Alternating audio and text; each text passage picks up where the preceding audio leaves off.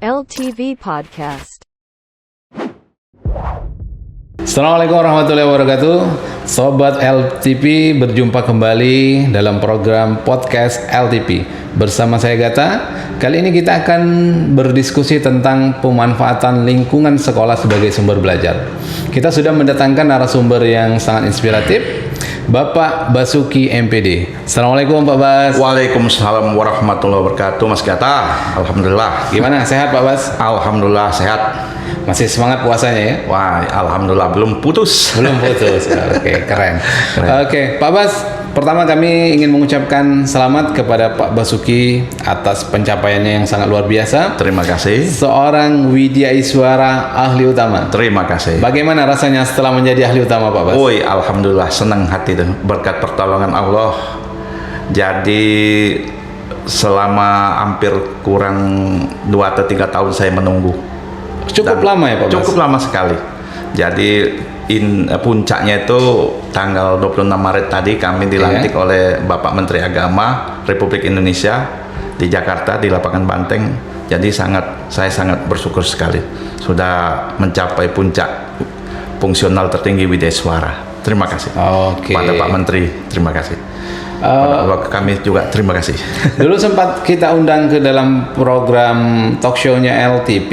Iya. Waktu itu masih berproses ya Pak Bas? Iya, benar sekali. Waktu itu berkas saya tuh masih di Biro Kepegawaian, lalu dilanjutkan ke Sekretaris Negara, terus di BKN.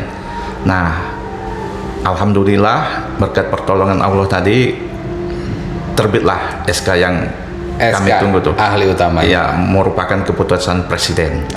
Keren, luar biasa Pak Bas. Amin. Sekali lagi terima kasih Pak Bas. Terima kasih. Sudah menyempatkan waktu untuk hadir di sini. Iya. Karena ketika sudah menjadi ahli utama itu pasti kesibukannya bertambah ya Pak Bas ya. Iya. Oke Pak Bas, terkait pemanfaatan lingkungan sekolah sebagai sumber belajar, ada beberapa hal yang butuh kami gali, yang perlu kami gali informasi tersebut. Yang pertama, pembelajaran bagaimana yang dikehendaki dalam kurikulum yang terkait dengan lingkungan sekolah sebagai sumber belajar itu Pak Bas. Oke, pertanyaan bagus itu Mas Gata. Jadi kurikulum ini sudah 11 kali mengalami revisi semenjak berdirinya Republik ini. Jadi setiap guru itu harus mengimplementasikan kurikulum. Nah, kurikulum yang dikehendaki cara mengimplementasikannya tuh yang pertama yaitu pembelajaran harus aktif. Yang kedua menggunakan berbagai sumber belajar. Yang ketiga bersifat konstruktivistik, ya, konstruktivistik. Dalam Permendikbud nomor 22 tahun 2016 dikatakan setiap guru mau mengimplementasikan kurikulum memiliki prinsip-prinsip seperti ini ya. Pertama, peserta didik yang selama ini diberitahu menjadi mencari tahu sendiri. Mencari tahu. Iya. Nah, yang kedua, siapa saja adalah guru. Siapa saja adalah murid, di mana saja adalah kelas, ya, dan mengakui adanya perbedaan individual, itu ya, sama sosial budaya di setiap lingkungannya itu. Lalu Pak Gata, pemanfaatan lingkungan sekolah sebagai sumber belajar ini sebenarnya para guru tuh belum maksimal ya, bukannya tidak bisa menggunakan, tetapi di saat ini saya perhatikan seolah-olah lingkungan sekolah itu tidak memiliki arti ya, padahal lingkungan sekolah itu kalau kita perhatikan Mas Gata ada 2 ya, lingkungan sekolah yang khusus dirancang untuk pembelajaran, jadi yang kedua lingkungan sekolah yang tinggal dimanfaatkan, gitu ya. Nah itu Mas Gata. Nah kita kalau kita perhatikan ya di sekolah-sekolah itu kan, kalau kita perhatikan lingkungan sekolah tinggal dimanfaatkan, di situ kan terdapat suatu ragam ya apa itu lingkungan alam, lingkungan sosial maupun lingkungan buatan gitu ya. Nah, disinilah guru tuh jeli sebenarnya memanfaatkan lingkungan sekolah sebagai sumber belajar. Salah satu contoh misalnya ya, kalau kita perhatikan Mas Gata ya, saya pernah itu ngajar di Balai Diklat ini ya, memanfaatkan lingkungan Balai Diklat ini sebagai sumber belajar waktu itu. Tentang habitat waktu itu. Walaupun saya fisika, tapi saya waktu itu materinya tentang habitat. Nah, itu saya gunakan ya. Nah, untuk contoh realnya misalnya ini ya, kalau kita perhatikan ya, contohnya semut-semut itu. Pernah kan Mas Gata lihat semut-semut itu ya di kantor kita di lingkungan itu ya. Yeah. Sering membawa makanan ya, walaupun badannya kecil tapi bisa membawa beban yang lebih besar. Nah, itu kalau kita tarik dari peristiwa semut tadi kan, itu artinya kalau kita masukkan dalam suatu pembelajaran itu pembelajaran yang bersifat gotong royong, itu intinya tuh gitu Mas Gata ya. Itu jadi pemanfaatan lingkungan sekolah itu bisa di mana saja, apa saja. Jadi objek-objek, situasi, kondisi yang ada di lingkungan sekolah itu bisa jadi bahan sebagai sumber belajar.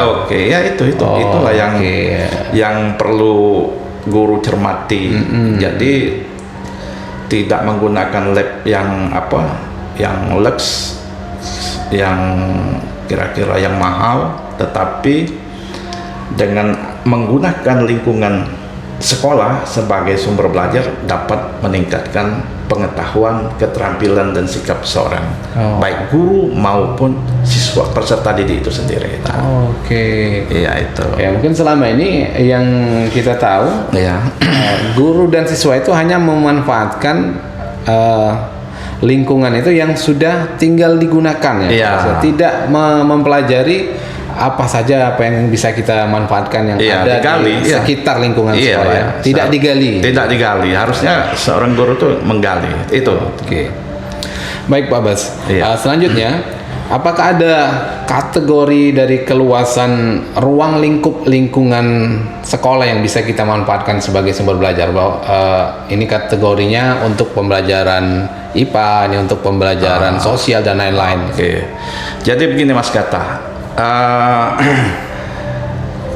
Kalau bicara itu tentang keluasan ya, itu kita bagi 3 kategori. Iya. Pertama, lingkungan di dalam pagar sekolah itu sebagai sumber belajar. Yang kedua, di luar lingkungan sekolah yang bisa ditempuh dalam 1 jam. Yang ketiga, di luar pagar yang tidak bisa ditempuh dalam waktu 1 hari atau di luar jam pelajaran. Tidak memungkinkan untuk dilaksanakan suatu proses pembelajaran. Jadi kita bagi 3 kategori. Nah, kategori pertama itu Mas Gata ya, itu kategori yang sifatnya di dalam lingkungan sekolah. Jadi di situ katakanlah kita batasi dalam suatu pagar sekolah. Nah, di dalam pagar sekolah itu kalau kita lihat Mas Gata ya, sekolah itu kan umumnya ada kebun sekolah, ada halaman sekolah, ada kantin sekolah, ada musola, ada masjid, ada gereja, ada vihara, ada apa lagi misalnya? Ada lab itu sendiri, ada. Yang jelas di dalam lingkungan sekolah itu bisa kita manfaatkan sebagai sumber belajar, gitu Mas Gata ya. Nah, yang kedua saya katakan tadi sumber belajar di luar pagar sekolah yang bisa ditempuh dalam 1 jam pelajaran atau 2 jam gitu ya, katakanlah begitu ya. Nah, contoh misalnya SMA 1 misalnya, SMA 1 atau Balai Diklat katakanlah sebagai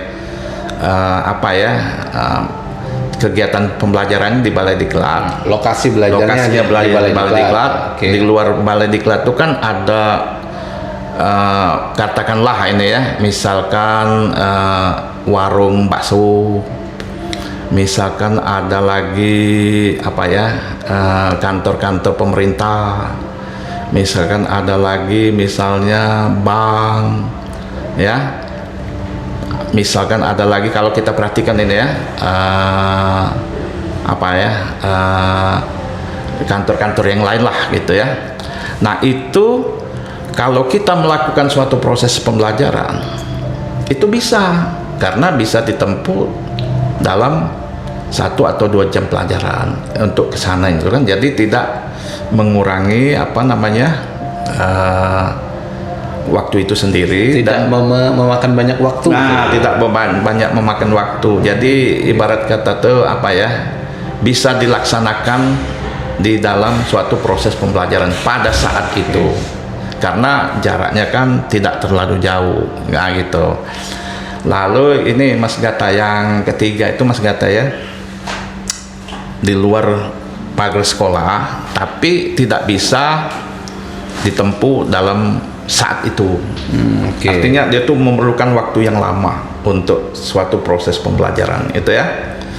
Nah ini contohnya misalnya suatu proses pembelajaran tuh misalkan mau tentang pariwisata ya misalnya. Kan tidak ada di dekat Balai Diklat misalnya sebagai pusat belajarnya ya. Kita harus ke objek kemana ya, misalnya ke Pulau Kemarau. Jadi butuh waktu yang cukup panjang. Terus Jakabaring, terus apalagi yang pusat-pusat wisata itu ya, terus ke Masjid Cingho misalkan itu ya. Nah itu kan butuh waktu lama ya. Nah itu termasuk kategori 3 gitu Mas Gata. Jadi Pak Bas, keluasan tempat belajar tadi, lingkungan belajar itu yang pertama dalam lingkungan sekolah. Ya, betul. Yang kedua sekali. Di sekitar lingkungan sekolah, di luar pagar yang bisa dijangkau. Yang terjangkau ya. Karena kalau dikatakan sekitar itu memang masih seputaran sekolah di luar pagar. Iya, betul. Yang terakhir itu memang benar-benar di luar lingkungan sekolah. Yang tidak bisa dilaksanakan dalam saat. Jadi itu menyangkut masalah jarak juga, Pak. Iya, betul. Betul.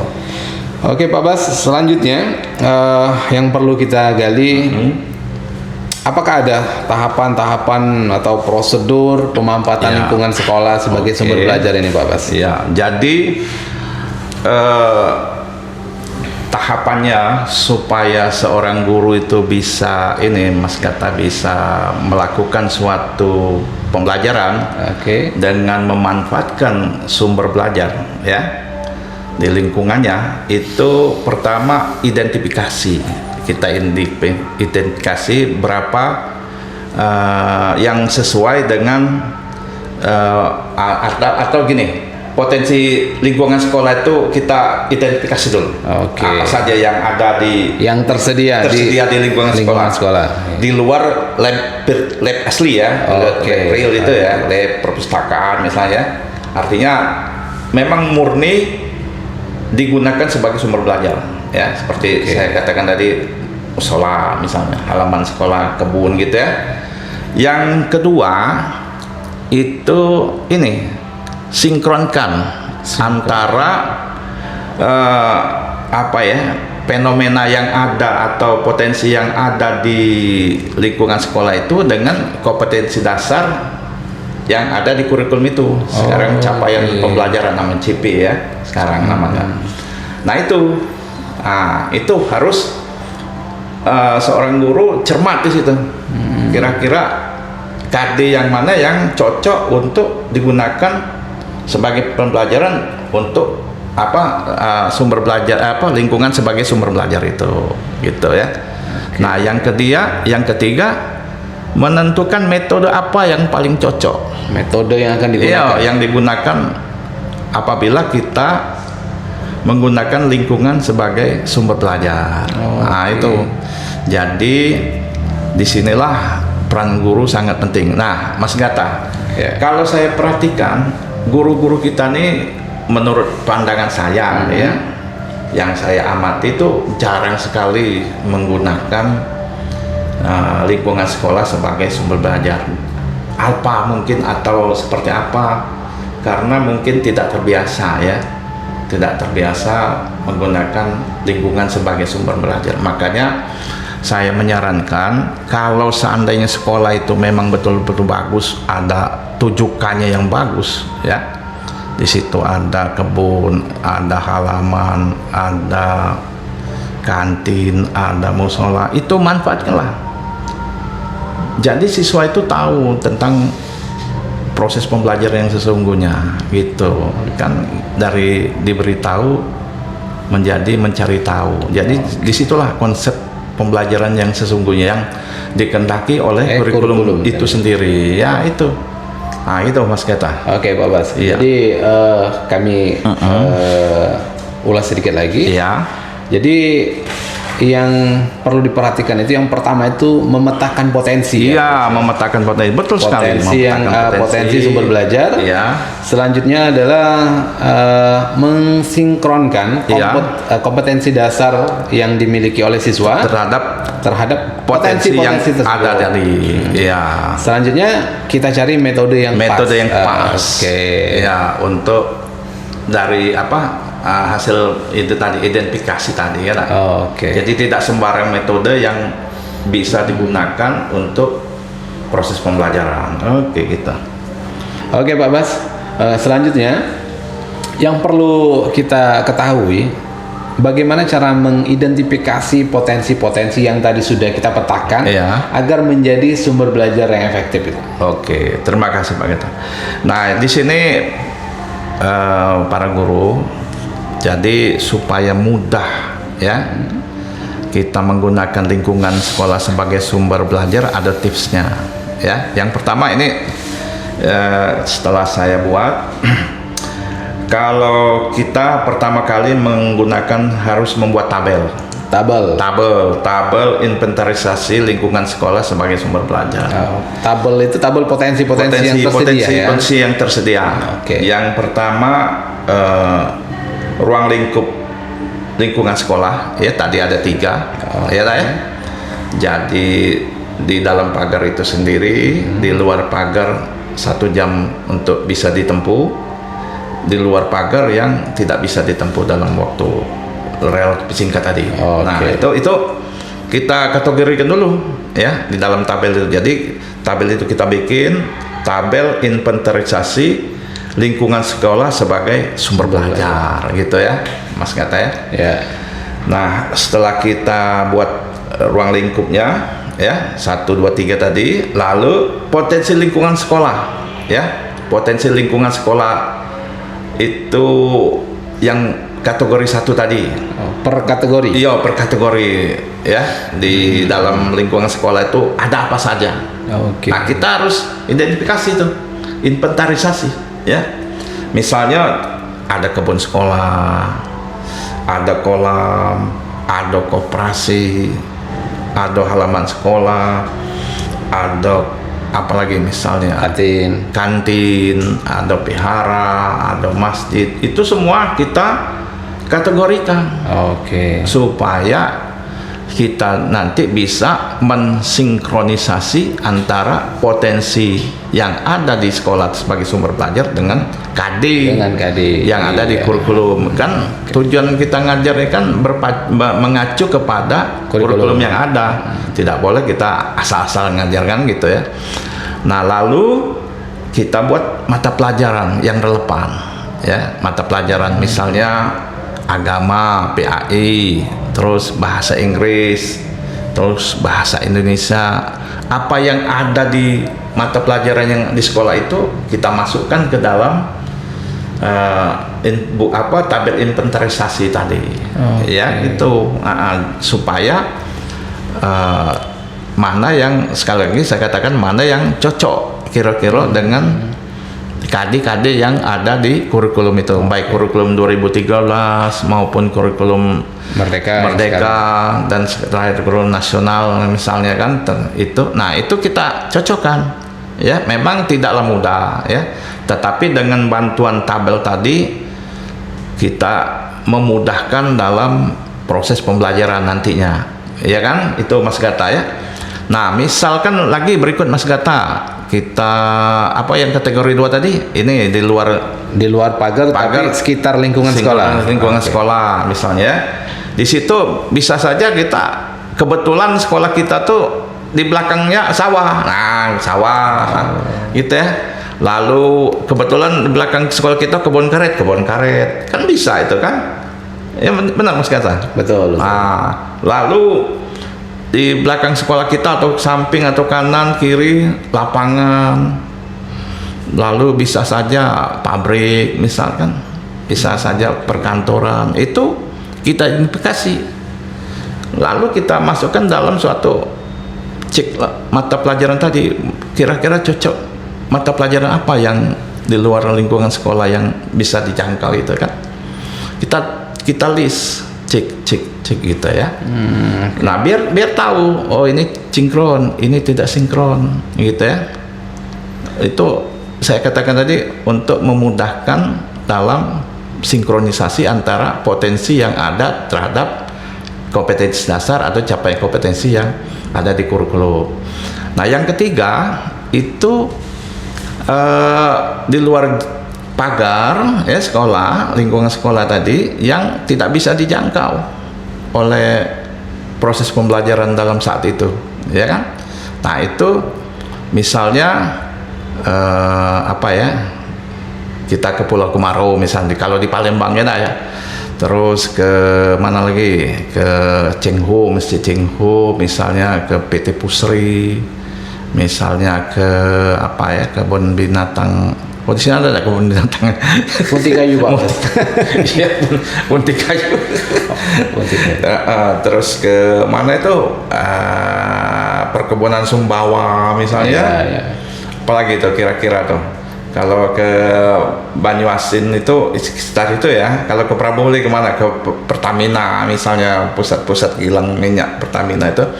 Nah itu bisa digunakan sebagai sumber belajar gitu Mas Gata. Ya itu kira-kira. Jadi kita sifatnya harus bikin tabel inventarisasi potensi yang ada itu. Ya, kata kuncinya itu bikin tabel inventarisasi. Dulu. Terserah mau seperti apa tabelnya, tapi kita seperti itu. Kita hubungkan dengan mata pelajarannya. Oke begini Pak Bas.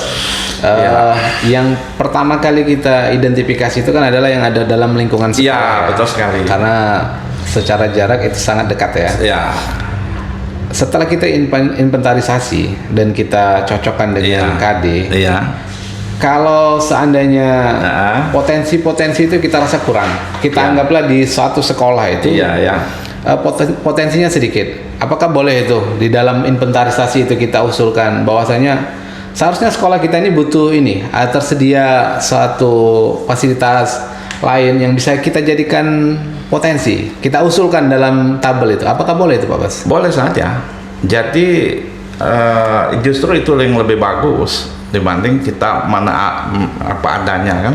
Jadi kan pengantar saya tadi bahwa sumber belajar kan ada dua ya sebenarnya, yang untuk di sekolah tuh ya, yang by design sama langsung dimanfaatkan gitu ya. Okay. Nah kalau kita misalnya mau apa ya, yang dirancang secara khusus itu kan perlu ya, memang bikinnya perlu biaya itu ya. Butuh waktu dan biaya. Waktu dan biaya. Nah lebih bagus ya itu tadi, apa yang ada di lingkungan sekolah kita manfaatkan. Tapi kalau misalnya sangatlah minim, nah itu tadi kata Mas Gata tuh perlu usulan-usulan supaya yang dirancang khusus sebagai apa sumber belajar itu Mas Gata. Jadi jangan kaku, mana adanya miskin sekali sekolah itu kan. Sekolah yang baik itu kan menurut saya itu kan lingkungan tujukannya itu kan harus mapan betul, itu yang sekolah yang baik, yang betul-betul kualifikasi yang baik menurut saya tuh kan, itu Mas Gata. Oke. Baik Pak Bas, untuk informasi selanjutnya yang perlu kita gali, bagaimana cara menyinkronkan fenomena lingkungan sekolah dengan KD itu sendiri Pak Bas? Jadi caranya Pertama, mengidentifikasi keunikan ya di setiap lingkungan sekolah kita. Jadi kita mengidentifikasi. Yang kedua, mengeksplorasi. Eksplorasi. Ya? Mengeksplorasi, mengobservasi. Yang ketiga tuh mencatat dan mentabulasi ya hasil pendataan dalam suatu bentuk tabel. Kita buat tabel lagi ya, lalu mencatat kejelasan informasi dan kesesuaian dengan tujuan pembelajaran itu. Oke. Gitu. Itu jadi langkah-langkah selanjutnya setelah kita punya tabel tadi. Oke, dieksplorasi, diobservasi. Jadi terus hasil akhirnya itu akan ada tabel juga ya Pak? Ada tabel juga, betul sekali. Ya, jadi kita dengan demikian kan untuk maksud saya itu pembelajaran selanjutnya kan kita lebih mudah kan. Ini proses pembelajaran kalau dimulai dari yang bagus, hasilnya bagus kan, karena proses pembelajaran itu, belajar itu adalah suatu proses ya, dari tidak tahu menjadi tahu ya gitu. Nah itu Mas Gata, sesuai dengan konsep tadi. Oke, jadi dari rangkaian-rangkaian tersebut di tahap terakhir itu adalah menentukan metode ya. Metode, betul. Setelah potensinya terpetakan, KD-nya itu sudah tahu karena tadi mengacu ke kurikulum. Iya. Oke. Langkah paling efektif agar metodenya pas antara potensi yang tersedia dengan KD yang juga tersedia agar benar-benar sinkron. Jadi apa itu? Apakah ada tipsnya itu biar lebih efektif? Begini, jadi kita itu pertama kali Mas Gata ya, setiap guru itu sesungguhnya harus menganalisis kompetensi dasar yang ada di kurikulum atau capaian yang ada di kurikulum. Nah, dengan menganalisis kompetensi dasar yang ada di kurikulum tuh nanti kita hubungkan dengan potensi yang ada di sekolah tadi yang sudah kita petakan. Iya, kita petakan tadi ya. Nah, lalu kita bikin tabel lagi. Ini tabelnya, ini tabelnya begini. Tabelnya saya bacakan ini ya. Jadi di sini tabelnya kita bikin. Misal ini Mas Gata ya. Misalnya objek atau gejala atau fenomena ya yang ada di sekolah itu, yang kategori 1 misalnya yang di dalam pagar sekolah itu tadi ya. Itu tentang misalnya berbagai jenis bunga, berbagai jenis serangga misalnya, berbagai jenis benda, berbagai jenis tumbuhan kan pasti ada di itu di lingkungan sekolah itu. Iya kan? Misalnya ada berbagai jenis tumbuhan, mangga, rambutan, benar nggak Mas Gata? Iya. Apalagi jambu, pepaya. Yang biasanya jambu, sifatnya umum ada dalam lingkungan kan, sekolah. Itu kan berbeda ini tumbuhannya itu ya. Iya. Nah, terus bunga juga begitu. Lalu serangga, ada semut, ada tawon, ada kumbang, kan gitu macam-macam. Nah, lalu kita hubungkan dengan kompetensi dasar yang relevan. Misalnya kelas 7 ini ya, MTS atau SMP ya gitu ya. Jadi kalau saya contohkan di sini misalnya mengklasifikasi makhluk hidup dan benda berdasarkan karakteristik yang diamati. Keterampilannya menyajikan hasil pengklasifikasian makhluk hidup dan benda di lingkungan sekitar berdasarkan karakter yang diamati. Nah itu. Jadi ada sinkronisasi ya antara kompetensi dasar yang relevan dengan objek atau gejala atau potensi yang ada di lingkungan sekolah tadi, yang berada di kategori 1 lingkungan sekolah itu Mas Gata. Jadi setelah dianalisis KD itu ditemukan yang mana sih yang relevan sama potensi yang tersedia. Betul sekali. Itu yang saya maksud. Jadi guru itu tidak usah capek-capek ke itu. Jadi dengan membuat suatu proses pembelajaran yang sifatnya inquiry, metode yang model inquiry itu, nanti siswa itu sendiri yang bisa mengungkapkan ya tentang gejala alam yang ada di lingkungan sekolah itu. Tinggal sesuai ini apa yang diharapkan dengan apa yang diharapkan kurikulum itu dengan potensi yang ada di situ kan. Kalau kita lihat mengklasikan makhluk hidup kan, jadi makhluk hidup tuh ada abiot atau mati, ada yang hidup kan. Jadi siswa itu sendiri bisa mengklasifikasikan mana makhluk hidup, mana makhluk yang hidup, mana makhluk benda hidup, mana benda yang mati kan, gitu. Jadi secara tidak langsung Iya. dengan memanfaatkan potensi-potensi sumber belajar yang ada di lingkungan sekolah, jadi siswa itu kita ajak praktek langsung ya. Iya, betul sekali Mas Gata, itu Jadi yang paling praktis. sehingga proses belajar itu menjadi lebih menyenangkan. Lebih menyenangkan. Itulah yang dikehendaki kurikulum.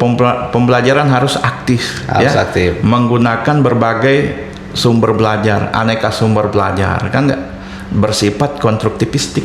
Nah itu, Oke. itu yang dikehendaki kurikulum sekarang itu. Jadi siswa itu tidak lagi yang cuma mendengarkan tentang cerita-cerita. Jadi misalnya ngajar IPA tapi dibuat seperti ngajar sejarah misalnya, kan itu termasuk yang kurang baik menurut saya gitu. Kurang efektif lah. Ya, gitu. Oke, jadi yang awalnya diberitahu, siswa Mencari tahu. Mencari tahu. Ya, jadi dengan dia mencari tahu sendiri, pemahaman, pengetahuan, keterampilan dan sikapnya itu lebih kuat dibanding hanya dikasih tahu. Betul. Karena ada pepatah yang mengatakan, Iya. ketika kita mendengar, kita akan lupa. Iya. Ketika kita melihat, kita akan ingat. Tapi ketika kita lakukan, maka kita akan mengerti. Mengerti, itu yang dikehendaki. Oh, oke. Baik Pak Bas, mungkin cukup ya Oke. diskusi kita hari ini. Sudah sangat paham, sudah sangat banyak informasi yang sudah Pak Bas bagikan kepada sobat-sobat podcast LTP yang ada di rumah dan di mana-mana ya. Baik, oke sobat LTP.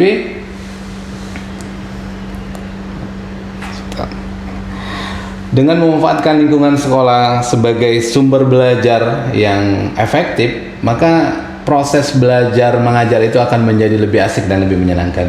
Terima kasih Pak Basuki atas Terima kasih. waktunya, atas ilmunya, atas sharing pengalamannya. Terima kasih. Untuk teman-teman yang belum follow akun medsosnya LTP, mari bergabung karena ada banyak informasi yang informatif, yang edukatif yang akan kami sampaikan dalam program-program LTP. Cukup sampai di sini diskusi kita pada kali ini. Saya Gata dan Pak Basuki. Ya. Mohon pamit undur diri. Assalamualaikum warahmatullahi wabarakatuh. Waalaikumsalam. Terima kasih, Mas.